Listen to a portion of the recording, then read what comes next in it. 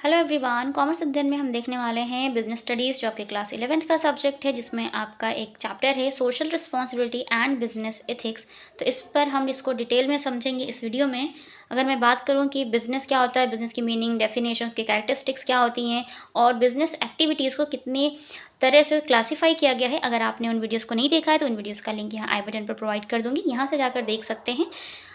ये जो टॉपिक है social responsibility and business ethics, सिर्फ क्लास 11th में ही इंपॉर्टेंट नहीं है। क्लास 11th में तो आप इसको पढ़ते हैं डिटेल में, लेकिन जब आप क्लास 12th में होते हैं या आप ग्रेजुएशन करते हैं तो वहाँ पर जब बिज़नेस ऑर्गेनाइजेशन या बिज़नेस मैनेजमेंट पढ़ते हैं तो वहाँ पर भी ये टॉपिक बहुत इंपॉर्टेंट रोल प्ले करता है। तो अगर आप इसको देख रहे हैं तो आप किसी भी स्टैंडर्ड में हो, क्लास 11th 12th और ग्रेजुएशन में, तो आपके लिए वीडियो हेल्पफुल है।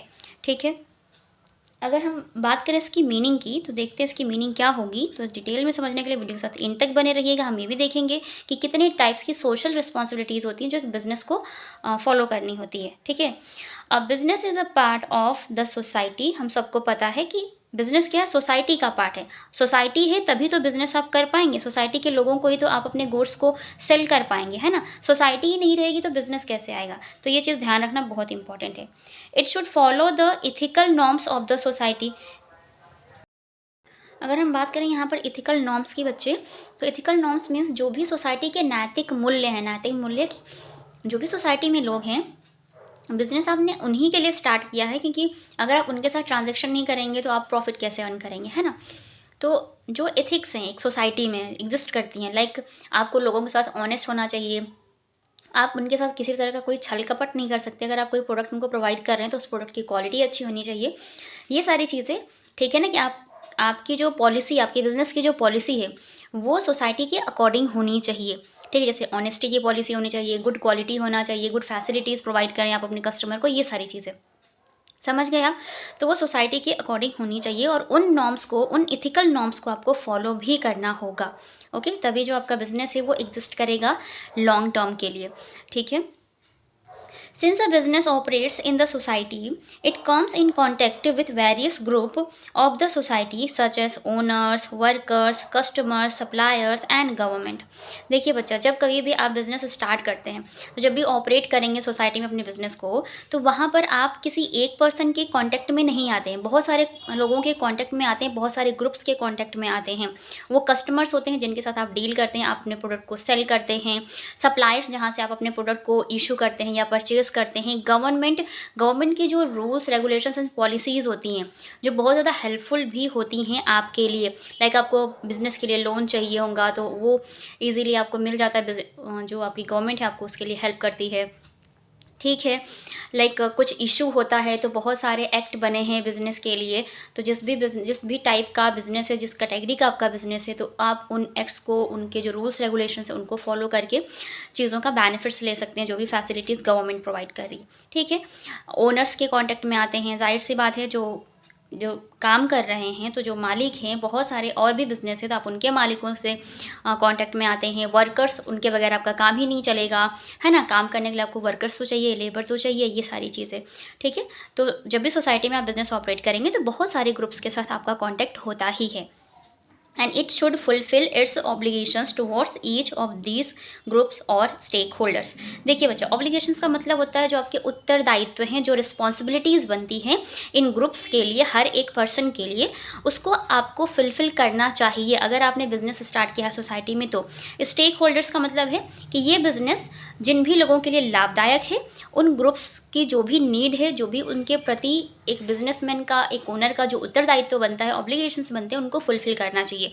ठीक है, तभी आपका जो बिज़नेस है वो एक बड़े स्तर पर जा सकता है और लॉन्ग रन कर सकता है। ठीक है, तो ये ध्यान रखिएगा, उन सभी इथिकल नॉर्म्स को आपको फॉलो करना ही होगा। ठीक है, और करना भी चाहिए, ये इंपॉर्टेंट है। डेफिनेशन ऑफ सोशल रिस्पॉन्सिबिलिटी की बात करें तो आप यहाँ पर देख सकते हैं, according to George A strainer.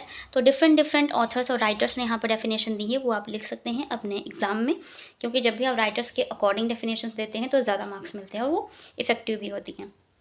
इनके अकॉर्डिंग अगर हम डेफिनेशन की बात करें तो उन्होंने कहा है, social responsibility of business implies recognition and understanding of the aspiration of the society and determination to contribute to their achievement। ठीक है बच्चे, तो यहाँ पर जो सोशल रिस्पॉन्सिबिलिटी है किसी भी बिज़नेस की, तो जब कभी भी आप एक एस्पिरेशन का मतलब होता है यहाँ पे जो आकांक्षी लोग हैं सोसाइटी में, जिनकी आकांक्षाएं हैं आपके साथ, तो आप जब उनको समझते हैं, उसको समझ करके, उनको पहचान करके आप चीज़ों को डिसाइड करते हैं और फिर उनकी अचीवमेंट में अपना कॉन्ट्रीब्यूशन देते हैं, तो वो आपकी है सोशल रिस्पॉन्सिबिलिटी। ठीक, किसी भी बिज़नेस की सोशल रिस्पॉन्सिबिलिटी यही है कि जो भी आकांक्षी लोग हैं, लाइक अगर आपका कोई कस्टमर है तो उनकी क्या नीड है ना, उसकी नीड को समझ करके उनके अकॉर्डिंग चीज़ों को पहचान करके आप उनकी जब नीड को फुलफ़िल करते हैं ना, तो जब योगदान देते हैं उनकी जो भी ज़रूरतें हैं उनको पूरा करने में, तो ये आपकी जो है सोशल रिस्पॉन्सिबिलिटी यहाँ पर फुलफ़िल हो जाती है। तो इन्होंने ये कहा है, तो प्लीज़ इस बात का ध्यान रखें कि सोसाइटी की क्या टर्म्स एंड कंडीशंस है और उनको किन चीज़ों की ज़रूरत है ना। जब ये सब डिटरमिन करके आप चीज़ों को उनकी अचीवमेंट में कंट्रीब्यूट करते हैं तो बहुत ज़्यादा हेल्पफुल होती है। ठीक है, तो वो ईज़िली आपका और बिज़नेस क्या होता है, ग्रो करता है। तो ये बिज़नेस की रिस्पॉन्सिबिलिटीज़ बनती हैं। Social responsibility of business means obligation to act in a manner which will serve the best interest of the society. देखिए बच्चा, यहाँ पर रिस्पॉन्सिबिलिटी जो है बिज़नेस की, यहाँ पर उन्होंने कहा है कि एक बिज़नेस की जो बिज़नेस का जो उत्तरदायित्व बनता है वो ये बनता है कि वो जो भी काम कर रहे हैं, वो बिज़नेस कर रहे हैं, जिससे से वो अपने बिज़नेस को रन कर रहे हैं, तो इस मैनर में करें ताकि जो भी सोसाइटी है, सोसाइटी का जो भी इंटरेस्ट है, उसको जो भी वो सर्व कर रहे हैं, वो एक अच्छे वे में उसको वापस दे सके। ठीक है, उनके प्रति उनका जो कर्तव्य है उसको फुलफ़िल कर सके, लाइक उनको ऑनेस्टली चीज़ें प्रोवाइड कर सकें, उनके अकॉर्डिंग गुड्स होने चाहिए, उनके अकॉर्डिंग प्राइजेस होने चाहिए, क्वालिटी वैसी होनी चाहिए, ये सारी चीज़ें। ठीक है, तो ये ध्यान रखिएगा। ये डेफिनेशन है, आप इसको रट करके लिख सकते हैं। रटना इसलिए ज़रूरी है क्योंकि जो राइटर्स हैं जिन वर्ड्स में बात कही है उन्हीं वर्ड्स में उनको लिखना होता है। बाकी तो आप इसको अपने वर्ड्स में कैसे भी एक्सप्लेन कर सकते हैं, नो प्रॉब्लम। ठीक है, करते हैं कि सोशल रिस्पॉन्सिबिलिटीज़ जो होंगी किसी भी बिज़नेस की, वो क्या क्या हो सकती हैं। तो एक होती है इकोनॉमिक रिस्पॉन्सिबिलिटीज़, ठीक है। सेकेंड है आपकी लीगल रिस्पॉन्सिबिलिटी। थर्ड है इथिकल रिस्पॉन्सिबिलिटी एंड फोर्थ है डिस्क्रिशनरी रिस्पॉन्सिबिलिटीज़। बच्चा, यहाँ पर डिस्क्रिशनरी का मतलब है विवेकाधीन, मीन्स जो भी लोग आपके प्रोडक्ट को यूज़ कर रहे हैं, जैसे आपका बिज़नेस है तो आपके बिज़नेस का जो भी प्रोडक्ट है उसको जो भी यूज़ कर रहे हैं, तो आप ये देखिए कि आपके यूज़र्स की क्या डिस्क्रिशन है, मीन्स उनके डिमांड के अकॉर्डिंग चीज़ें हैं या नहीं, उनकी समझ और सोच के अकॉर्डिंग है यानी उनके विवेक के अकॉर्डिंग। ठीक है, तो वो होता है आपका इसका मीनिंग। ठीक है, विवेकाधीन। बाकी तो आपको समझ में आएगी, वैसे भी इसको डिटेल में भी समझाएंगे पॉइंट वाइज, तो आपको और अच्छे से क्लियर हो जाएगा। तो देखते हैं इकोनॉमिक रिस्पॉन्सिबिलिटीज़ क्या होगी। A business is an economic entity, so is must fulfil its economic responsibility which are as follows. देखिए बच्चा, हम सबको पता है कि जो बिज़नेस है वो एक इकोनॉमिक इंटिटी होती ही होती है, तो हमें उसकी जो इकोनॉमिक रिस्पॉन्सिबिलिटीज़ है उनको फुलफिल करना भी चाहिए। तो यहाँ पर इंपॉर्टेंट है उसको करना। तो देखते हैं a fair rate of return on investment. देखिए, जब भी आप बिज़नेस करते हैं तो बहुत सारे इन्वेस्टर्स होते हैं जो आपके बिज़नेस में पैसे को लगाते हैं बच्चे। ठीक है ना, इन्वेस्टर्स हो सकते हैं, शेयर होल्डर्स हो सकते हैं। ओके, तो जब वो पैसे आपके बिज़नेस में लगाएंगे तो जाहिर सी बात है कि आप उनको कुछ तो प्रोवाइड करेंगे, तभी तो आपको आपके बिज़नेस में पैसे लगा रहे हैं। वो क्या होता है, रेट ऑन इन्वेस्टमेंट होता है, मीन्स जो भी आप रिटर्न दे रहे होते हैं, ठीक है ना, रिटर्न ऑन इन्वेस्टमेंट होता है, तो उसका जो रेट है वो बहुत फेयर होना चाहिए। ऐसा नहीं कि बहुत ज़्यादा आप इतना दे दें कि आपका बिज़नेस ही ठप हो जाए, है ना। मीन्स आपको अपने पॉकेट से तो नहीं देना है, आपको अपने बिज़नेस के अकॉर्डिंग देना है। बिज़नेस कैसा चल रहा है, बिज़नेस कैसा परफॉर्म कर रहा है, कितना प्रॉफिट हो रहा है, तो आप उसी प्रॉफिट में से ही तो उनको रिटर्न प्रोवाइड करेंगे। तो ये ध्यान रखना। तो एक फेयर रेट ऑफ रिटर्न होना चाहिए, लाइक 10% आप दे रहे हैं, उनके लगाई हुई कैपिटल पे 5% दे रहे हैं, तो जो भी है आप ये चीज़ डिसाइड करें। तो fair rate of return on investment होना चाहिए आपके इन्वेस्टर्स के लिए। To use the economic resources efficiently, जो भी इकोनॉमिक रिसोर्सेज हैं उनको इफ़िशिएंटली यूज़ करना, मीन्स प्रॉपर वे में यूज़ करना, इफ़ेक्टिव वे में यूज़ करना, ताकि ज़्यादा से ज़्यादा आप उसको यूटिलाइज़ करके ज़्यादा से ज़्यादा प्रोडक्शन कर सकें या अपने प्रॉफिट को इंक्रीज़ कर सकें। ठीक है, उसको ऊपर लेकर जा सके। ये सारी चीज़ें ध्यान रखिएगा। नेक्स्ट है to generate internal funds for investment in the business. देखिए बच्चा, इंटरनल फंड्स को क्या करना, जनरेट करना। इंटरनल फंड्स जैसे कि आपके जो कैश है, कैश जनरेट करना। इंटरनल जो आपके बिज़नेस की जो ग्रोथ है उसी बिज़नेस से पैसे को और ज़्यादा से ज़्यादा बढ़ाना, ताकि आपके इंटरनल फंड्स इंक्रीज़ हों और आप उसको क्या कर सकें, इन्वेस्टमेंट के अपने बिज़नेस के लिए इन्वेस्ट कर सके। ठीक है, बिज़नेस के अंदर इन्वेस्ट कर सके, क्योंकि जब आप ज़्यादा प्रॉफिट अर्न करते हैं, ज़्यादा पैसे कमाते हैं, ज़्यादा आप सेल करते हैं तो ज़ाहिर सी बात है तभी आपको ज़्यादा प्रॉफिट होगा, और जितना भी एक्स्ट्रा प्रॉफिट आपके पास आएगा, एक्स्ट्रा मनी आएगी, आप अपने बिज़नेस को उस पैसे के थ्रू आगे लेकर जा सकते हैं। लाइक उसी पैसे को और ज़्यादा इन्वेस्ट कर सकते हैं अपने ही बिज़नेस में। ठीक है, सपोज़ मान लीजिए आपका स्टेशनरी का बिज़नेस था, आप बाकी सारी चीज़ें रख रहे थे, अब आपने क्या किया, उसी स्टेशनरी में आपने बच्चों के लिए कुछ जो इलेक्ट्रिकल इक्विपमेंट्स आ गए हैं स्टेशनरी से रिलेटेड, आपने वो भी रखना शुरू कर दिया जब आपका प्रॉफिट ज़्यादा हुआ तब। ठीक है, जब आपका इंटरनल फंड इंक्रीज़ हुआ तो आपने इलेक्ट्रिक चीज़ें भी रखना स्टार्ट कर दी बच्चों में। पहले तो आप सिंपली रखते थे, है ना, और बाकी जो एडवांस चीज़ें हैं उनको भी आपने रखना स्टार्ट कर दिया। इससे क्या हो गया, आपका बिज़नेस बढ़ने लगा। ठीक है, लीगल रिस्पॉन्सिबिलिटीज़ की बात करें यहाँ पर, सो दीज ऑब्लिगेशंस और responsibilities have been created by various laws of the country. देखिए बच्चा, लीगल रिस्पॉन्सिबिलिटी का मतलब है कि कोई भी बिजनेस किसी भी कंट्री में जब स्टार्ट होता है तो उस कंट्री के अपने कुछ रूल्स रेगुलेशंस होते हैं फॉर बिजनेस। जो भी बिजनेस करने वाले हैं पर्सन्स, उनको उन लॉस को फॉलो करने होते हैं, उन कानून और नियम को फॉलो करना ही होता है। जैसे अगर आप पार्टनरशिप के बिजनेस में, तो पार्टनरशिप एक्ट आपने 1932 सुना होगा, तो उसमें जो भी रूल्स रेगुलेशंस बनाए गए उनको फॉलो करना। ठीक है, कंपनीज एक्ट में जो बातें कहेंगे उनको फॉलो करके ही आप बिज़नेस को कर सकते हैं। तो जो भी लीगल फॉर्मेलिटीज़ हैं, रिस्पॉन्सिबिलिटीज़ हैं, उनको फुलफिल करना चाहिए यहाँ पर। तो अगर हम इसकी पॉइंट की बात करें तो फर्स्ट पॉइंट है to follow faithfully the economic labour and other laws of the nation. Economic labour का मतलब है कि जो भी वर्कर्स आपके वहाँ वर्क कर रहे हैं तो उनके लिए क्या लॉस बने हैं, मीन्स उनको मिनिमम लेबर पेमेंट कितना होना चाहिए उसको आपको ध्यान में रखना है। ठीक है, आपकी कंट्री में क्या उसके लिए रूल्स रेगुलेशन है उसको फॉलो करना चाहिए। नेक्स्ट है to pay taxes and other government dues in time. देखिए, अगर आप बिज़नेस कर रहे हैं और आपका बिज़नेस बहुत अच्छा परफॉर्म कर रहा है, बहुत अच्छी इनकम जनरेट हो रही है वहाँ से, तो अगर आप टैक्स स्लैब्स में आते हैं, आपकी इनकम जो है वो एग्जम्पशन लिमिट से ज़्यादा है, तब तो आपको गवर्नमेंट को टैक्स भी देना पड़ेगा। जितनी आपने एक्स्ट्रा कमाई है ना इनकम, उस पर टैक्स देना पड़ेगा। और भी एक्स्ट्रा ड्यूज़ होते हैं तो वो आपको टाइम पर अपने गवर्नमेंट को देने होंगे। एक्स्ट्रा ड्यूज़ में जैसे कि मान लीजिए आपको एक्साइज ड्यूटीज़ देनी पड़ सकती है, कस्टम्स देना पड़ सकता है, तो बहुत सारे डिफरेंट टाइप्स के टैक्सेस लगाए जाते हैं तो वो आपको पे करने पड़ेंगे। ठीक है, लाइक जैसे GST है, तो अगर आपका गुड्स एंड सर्विसेज टैक्स आपको पे करना पड़ेगा अगर आप गुड्स एंड सर्विसेज में बिजनेस कर रहे हैं तो। ओके, नेक्स्ट है to cooperate with the government achieving socio economic objective. Socio economic objective का मतलब यहाँ पे बच्चा जो सामाजिक और आपके आर्थिक और उद्देश्यों के लिए जो आपकी जो गवर्नमेंट है, ठीक है ना, उनको अचीव करना चाहती है कि सोसाइटी और साथ में सोसाइटी के जो आर्थिक स्तर है उसको और बेटर बनाया जा सके। उन उद्देश्यों की पूर्ति करने के लिए उनके साथ आपको कोऑपरेट करना पड़ेगा। किसके साथ? गवर्नमेंट के साथ। ठीक है, जैसे होता है कि बहुत सारे जो बिज़नेस होते हैं, लाइक जैसे कि आपने बिज़नेस स्टार्ट किया तो आपने तो बिज़नेस पहले इसी मोटिव से स्टार्ट किया था, आपका ऑब्जेक्टिव ये था कि मैं ज़्यादा से ज़्यादा प्रॉफिट अर्न कर सकूं।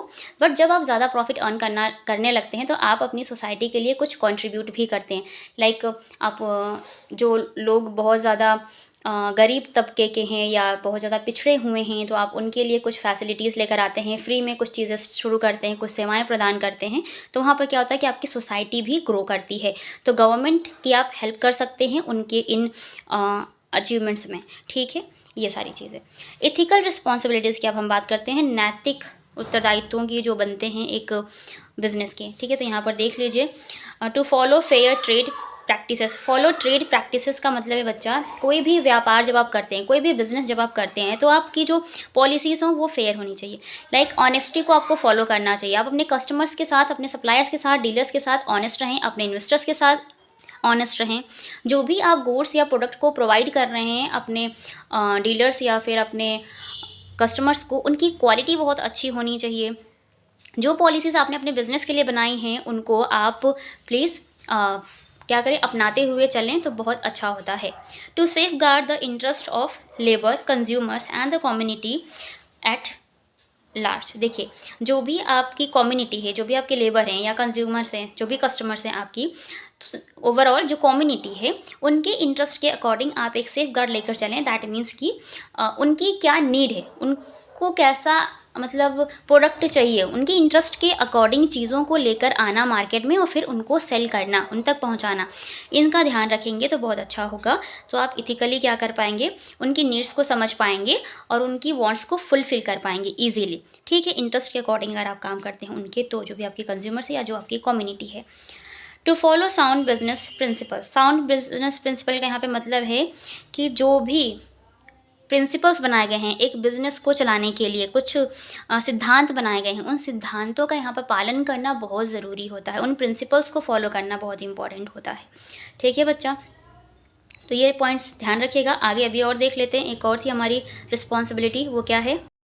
रिस्पॉन्सिबिलिटीज़, जिसका मतलब होता है विवेक का अधीन उत्तरदायित्व। दैट मीन्स कि जो भी आपके कंज्यूमर हैं या यूज़र्स हैं, जो भी आपके प्रोडक्ट या गुड्स को यूज़ कर रहे हैं, उनके विवेक के अकॉर्डिंग होना चाहिए, उनकी समझ के अकॉर्डिंग होना चाहिए। क्योंकि कस्टमर बेवकूफ़ तो है नहीं, आपको भी पता है आज के टाइम में कस्टमर भी बहुत इंटेलिजेंट हैं, उनको भी पता है कि आप उन्हें क्या चीज़ दे रहे हैं और उस प्रोडक्ट की क्या क्वालिटी है। तो आप इस बात का ध्यान रखें। ठीक है, तो इसमें पॉइंट की बात करें तो to contribute to the welfare of the local community. Local community की जिस एरिया में भी आपका बिजनेस है, तो वहाँ की जो लोकल कम्युनिटी है, लोकल पीपल हैं, उनको किन चीज़ों की नीड है, ठीक है, उनके कल्याण के लिए आप क्या कर सकते हैं, उसका ध्यान कर रखते हुए आप सोसाइटी में जब कंट्रीब्यूट करेंगे तो बहुत ईजीली आप उनके साथ कनेक्ट कर पाएंगे और आपका बिजनेस लॉन्ग टर्म के लिए रन कर पाएगा। To help weaker section of the society. अब सोसाइटी का जो वीकर सेक्शन, जो सबसे कमज़ोर वर्ग है, उसको ध्यान रखना और उनकी हेल्प करना, ताकि आप जो भी आपके ये सोशल रिस्पॉन्सिबिलिटी हैं या जो बिजनेस एथिक्स है उसको आप फॉलो कर पाएँ। To contribute to the education of workers and general public. अब जो भी आपके वर्कर्स हैं उनके एजुकेशन में हेल्प करना, जनरल पब्लिक की एजुकेशन में हेल्प करना, कंट्रीब्यूशन देना। बहुत से बड़े बड़े जो बिजनेसमैन होते हैं, अगर किसी बच्चा बहुत पढ़ने में अच्छा है लेकिन पैसे नहीं है उसके पास, तो वो वहाँ पर हेल्प कर देते हैं। ठीक है, तो आप भी कर सकते हैं अगर आप बहुत अच्छा बिजनेस कर रहे हैं तो। नेक्स्ट है आपका to generate employment opportunities for the local population. अब आपने बिज़नेस शुरू किया है तो जाहिर सी बात है कि आप जब बिज़नेस शुरू करते हैं तो एक लेवल पे करते हैं तो आप अकेले करते हैं, फिर आप 2-3 लोगों को और ऐड करते हैं अपने बिज़नेस में। जब आपका बिज़नेस बड़ा होने लगता है ना, आप और लोगों को लेकर आते हैं। तो ऐसे क्या हुआ कि जैसे जैसे आपका बिज़नेस बढ़ता गया, आपने अपनी ही सोसाइटी के लोगों को काम देना शुरू कर दिया, है ना। उनके ज़रूरत के हिसाब से आप उनको अपॉर्चुनिटी देने लगे कि हाँ, आपको जॉब की रिक्वायरमेंट है या हमें रिक्वायरमेंट है, तो आप आकर के हमारे यहाँ जॉब कर सकते हैं। ठीक है, तो जो पैसे की नीड होती है उनको आप इस तरीके से हेल्प कर सकते हैं अपनी सोसाइटी के लोगों की। तो ये थी कुछ बिज़नेस की एथिक्स एंड सोशल रिस्पॉन्सिबिलिटीज़। तो इसको ध्यान रखना बहुत इंपॉर्टेंट है। ये सारी चीज़ें होनी चाहिए तो आपका जो भी बिज़नेस है वो इजीली ग्रो कर पाएगा। ओके, तो यकीन करती हूँ इस वीडियो में आपको social responsibility and business ethics का ये टॉपिक अच्छे से क्लियर हो गया होगा। नेक्स्ट वीडियो में और भी बहुत सारे पॉइंट्स हैं इस चैप्टर के, उसको डिस्कस करेंगे 1 बाय 1। ये फर्स्ट पार्ट था। सो आज की वीडियो में इतना ही। ये वीडियो अच्छी लगी हो, हेल्पफुल लगी हो, तो आप मुझे कमेंट सेक्शन में कमेंट करके बता सकते हैं। वीडियो को लाइक कर सकते हैं। चैनल पे आप हमारे नए विजिटर हो तो चैनल को सब्सक्राइब कर सकते हैं। साथ ही साथ आप बेल आइकन को प्रेस कर लीजिएगा ताकि आने वाली वीडियोज़ की नोटिफिकेशन आपको बिल्कुल टाइम पर मिलती रहे। सो आज की वीडियो में इतना ही। मिलते हैं नेक्स्ट वीडियो में, तब तक के लिए take care and thank you so much for watching this video.